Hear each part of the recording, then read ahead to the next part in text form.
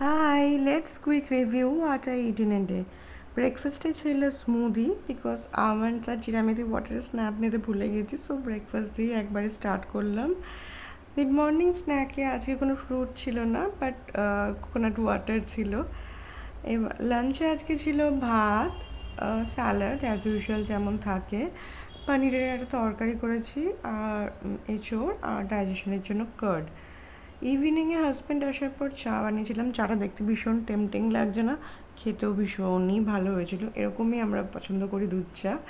দেন আজকে চলে গিয়েছিলাম, মঙ্গলবার ছিল, চলে গিয়েছিলাম মন্দিরে।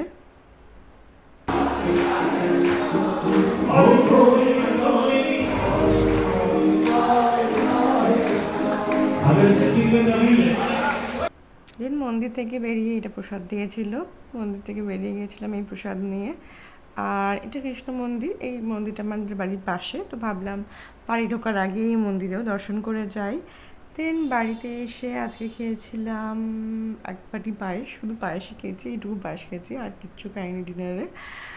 দেন রাতে রোজ পিপারমেন্ট টি খেয়ে দিনে শেষ করলাম। Bye, good night.